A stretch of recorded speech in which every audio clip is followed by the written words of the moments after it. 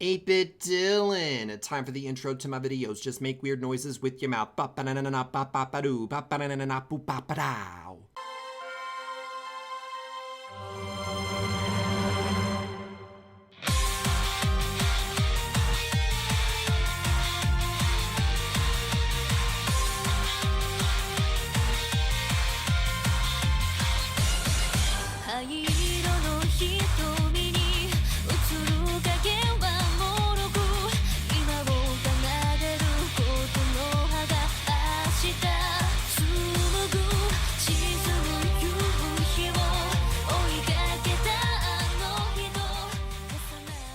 Welcome everyone to the second episode of Danganronpa in The Sims 4. It's time for the class trial for the first murder that happened in the first episode of the series.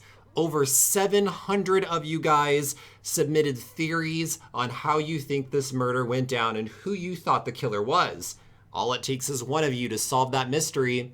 If you successfully did so, we will find the killer in this class trial. If not, then this will be the end of the series after this class trial is over. So let's get into this class trial and find out exactly what's gonna happen. Welcome everyone to the first class trial. The 9 of you will use this opportunity to present the evidence you have found to find the blackened. At the end of the trial, you all will get 1 vote for who you think committed the murder. If you are correct, the blackened will be punished for their crimes. If, however, you are incorrect, the blackened will graduate from Hope's Peak Academy, and the rest of the student body will be punished instead. Good luck, everyone, and try not to die. Yurisa is the first person to speak out during the class trial. She claims that Sata obviously is the murderer just based off of the note that was inside of Ebizo's hand when he died. Sata exclaims that she had nothing to do with the murder. Yes, she left a note for him, and yes, she did meet up with him last night, but she did not murder Ebizo. Tokyo is the next to raise her voice during the class trial. She explains exactly why Sata could not be the murderer. She says that because Sata is superstitious, and because the murder weapon is a piece of glass from one of the broken mirrors in the girl's bathroom, it could not possibly be Sata because Sata would have never broken a mirror in the first place. Tetsu's confused though. If Sata wasn't the murderer, then who was? Sata knew exactly who could have done it. Out of everyone that was inside of the student body, there were 4 other people who were inside of that dining room when she talked about her meeting with Ebizo. Those people were Hokusai, Kohana, Aya, and Rei. Any of those 4 could have potentially done this. It couldn't have been me. The broken mirror was inside the girls' restroom. Guys can't get inside there. That's not actually true. The only restrooms that are locked are the girls' restrooms inside of the dorms themselves.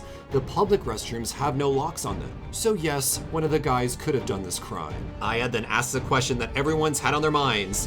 What about the pink thread that was found on the murder weapon? What if it was a piece of thread from someone's clothing? Says Hokusai. Everyone turns their attention over to Kohana, who has a bright pink apron on. She quickly turns down all the suspicion cast towards her though, because she says, if there was a pink thread found on a shard of glass, the only way for it to have gotten there is if someone had wrapped the glass in the cloth that caused the thread to get there. She said, obviously, looking at my apron, there's no cuts or marks anywhere on it. It's obviously not me who did this. Tokyo quickly fires back though. Well, it's true that your apron doesn't have any cuts on it, and that can't be where the thread came from.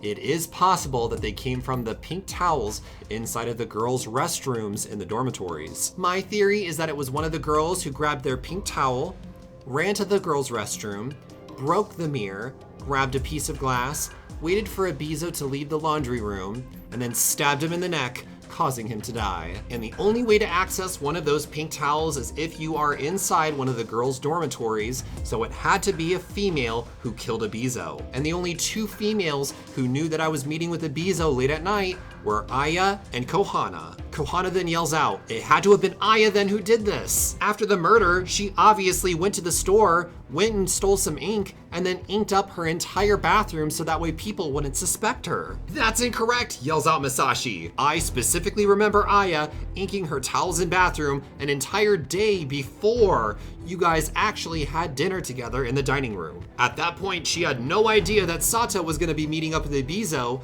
and she would not have been able to plan this murder that much in advance. Yurisa looks flustered as she gets her thoughts put together. Wait a minute, then that means that the only possible person that could have killed Ebizo was Kohana. You guys are so stupid. It definitely wasn't me. You guys got this all wrong. Based off everything that's been said here, I think it's safe to assume that we know exactly how this crime happened. Kohana wanted to get out of this deadly game, and the only way she knew how was to murder someone. Last night, she overheard Sata talking about wanting to explore her feelings with Ibizo, and she saw this as the perfect opportunity to murder someone and possibly get away with it. Ibizo was hesitant to meet up with Sata, so he showed up a little late to the laundry room where they were supposed to meet up. Meanwhile, Kohana, using a pink towel from her bedroom, smashed the mirror in the public girls' bathroom to use a piece of glass to take out Ibizo when Sata was away. After Sata was rejected by Ibizo, she ran out of the laundry room and back to her bedroom. This was the signal Kohana needed to know that Ibizo was all by himself. After thinking about what happened with Sata,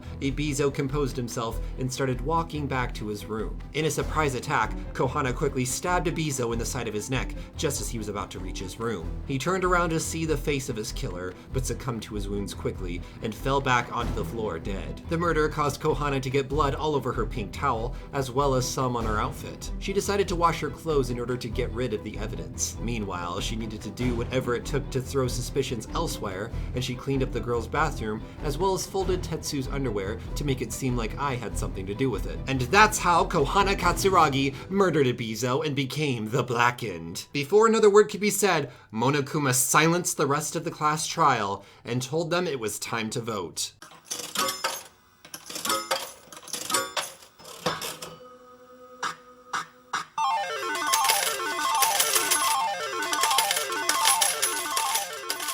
Kohana Katsuragi, you have been proven guilty. There was nothing else that Kohana could say.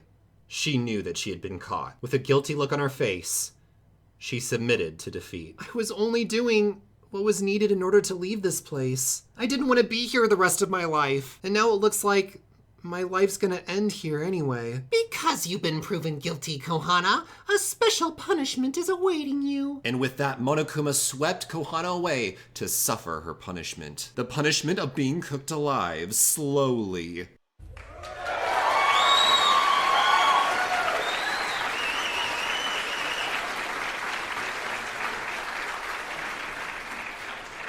After the death of Kohana, everyone went back to bed. Where there once was 10 students, now there were only 8. Because in the morning, Monokuma had a prize waiting for the students who were able to solve the mystery. Everyone woke up to the surprise that the door that had been blocking the second floor access had been unlocked. They now had access to the second floor, but sadly, all of the lights on the second floor had been turned off. And as they reached the second floor, it was true. It was way too dark to explore. Masashi instantly fell to the floor, scared with fear, and everyone else knew that they couldn't actually explore the second floor like they actually wanted. In order to do so, they would need some sort of flashlight in order to see around, but sadly, there was none to be found anywhere inside the school. Before they could think of an alternative though, Monokuma spoke through the speaker system telling everyone to meet inside of the gym. Welcome everyone to my special announcement.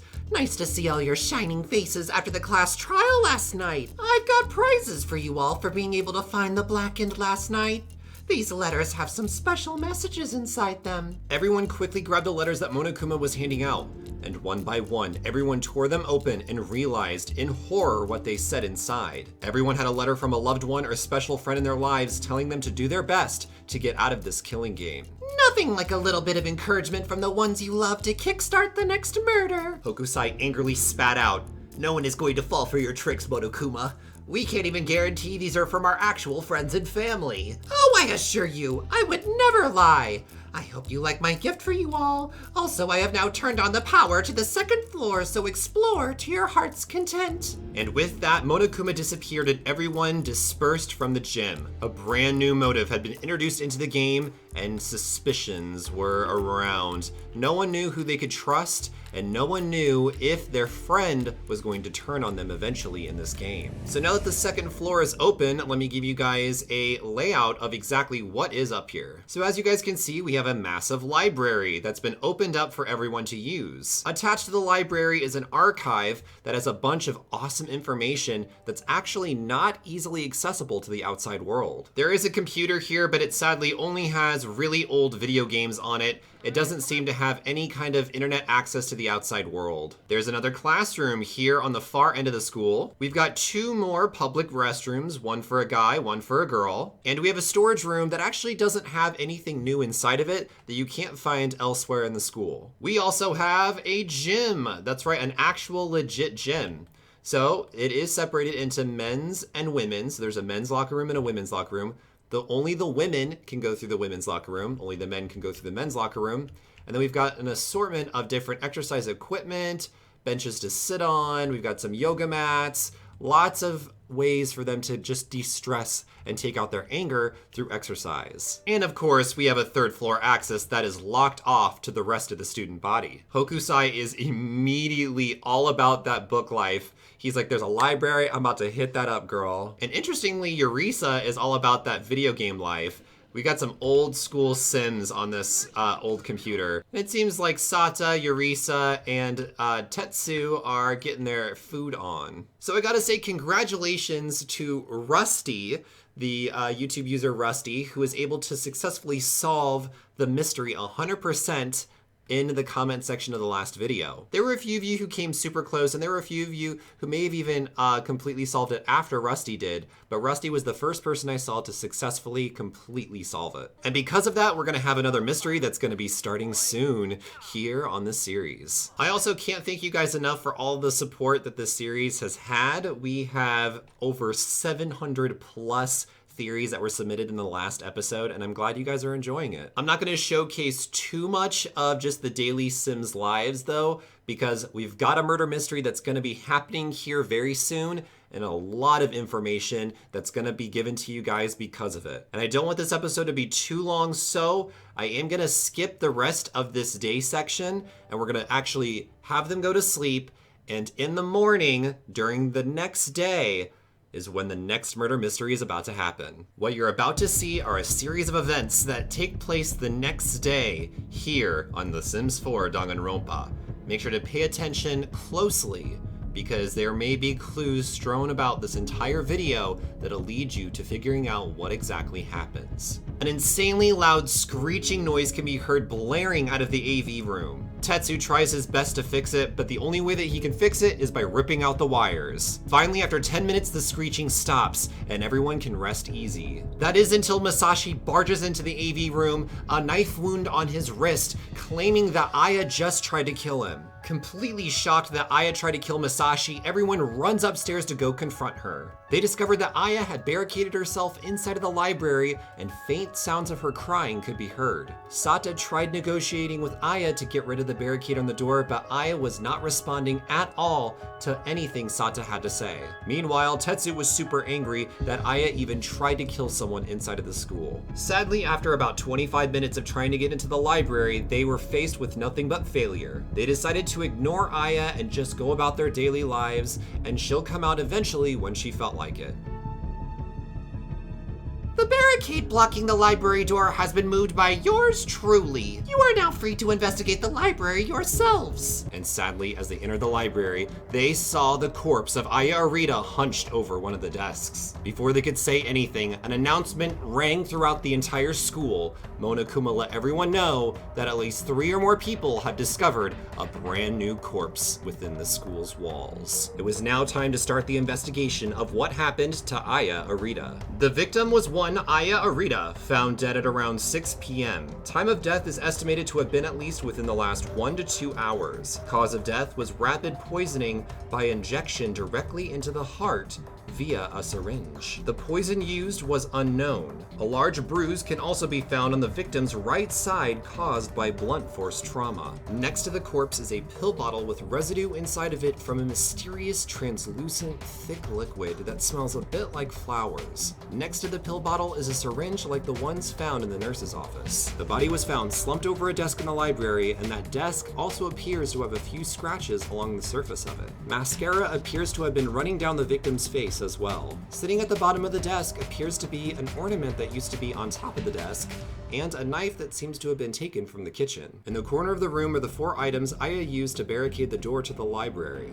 It appears that Monokuma, when moving them, put the books back on the shelves as well as made sure everything was in order. Besides these clues, it doesn't seem like anything else stands out inside of the library. Hokusai immediately asks Masashi what exactly happened in the gym when Aya attacked him. He details a story explaining that Aya asked him to meet her in the gym for a workout, but when he got there, she wasn't anywhere around, so he started working out on the treadmill. It was then that Aya showed up, but wasn't in any type of workout attire. After he said hi, she immediately lashed out at him with a knife, slashing his arm, but he quickly hopped off the treadmill and defended himself. After punching her, she reeled back and ran out of the gym in terror, and that's when he says he ran downstairs to get help. Yurisa makes an interesting note that the pill bottle and syringe are definitely from the nurse's office, but when she woke up this morning to get headache medicine, there didn't seem to be any missing pill bottles in the cabinets. Tetsu then admits that he was most likely, besides Masashi, one of the last few people to see Aya alive.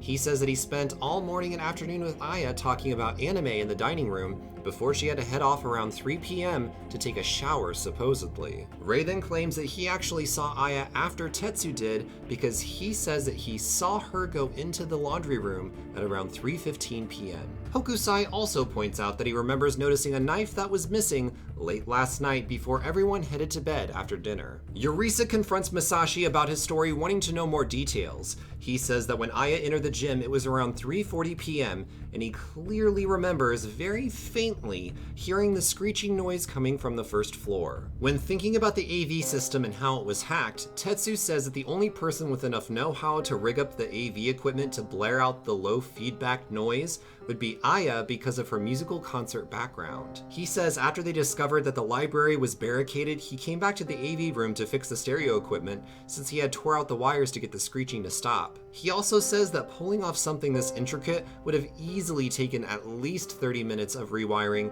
at least to get it to do what it did. Thankfully, he says, he was able to fix the AV equipment and it should be working just as it was before. While investigating the trash room, Tokyo manages to find a single pill at the foot of one of the trash cans. Sadly, there's no way for them to check the trash because the trash is continuously dumped into a lot deep underground in Hope's Peak Academy. While everyone is discussing theories downstairs, Yurisa makes a shocking discovery in the library. Behind one of the bookcases is a secret passageway that leads in and out of the library. The secret passage seems to lead to the classroom on the 2nd floor, and it seems that the passageway can be accessed from either the library or the classroom by stepping on a specific tile in either of the rooms. Now that a way into the library was found, it is possible that someone had murdered Aya. Yurisa, Sata, and Hokusai all claim that after finding the barricaded library door, they all stuck together and hung out in the sauna to relax. Meanwhile, Rei claims that after they all found the barricaded door, he spent the entire time afterward working out in the gym downstairs. Masashi says that after they found the barricaded door in the library, he spent his time afterward in the nurse's office tending to his wound and bandaging it up. Tokyo claims that after they discovered the library door barricaded, she simply went back to her room to take a nap because she was so exhausted. One last detail that Masashi points out is that the pill bottle used to contain pain medications, but now it only houses whatever remains of this fragrant clear liquid inside of it. He says that this pill bottle definitely wasn't in the nurse's office when he arrived there to bandage up his wound, but he was also one of the last people to leave the barricaded door, so anyone could have quickly snuck in and stole what they wanted before he actually arrived. As for the secret passageway, anyone could have discovered this in their free time yesterday because everyone had an opportunity to explore around. And with that, you should have all the clues you need in order to solve this mystery. What do you think happened to Aya Arita? Make sure to comment down below exactly what you think happened, the more detailed the better, and who, if any, killed Aya. Make sure to follow the evidence and rule out any possibilities that aren't supported by it. Just like last week, remember that there are clues hidden throughout the entire video that you'll have to find. In this killing game, can you really trust everything you hear? Good luck, Super Sleuths, in solving the mystery. It only takes one of you to solve it to catch the murderer. My name is 8-Bit Dylan, and I'll see you guys in the future with another video. And until then, stay awesome, stay beautiful, you lovely people. Bye-bye.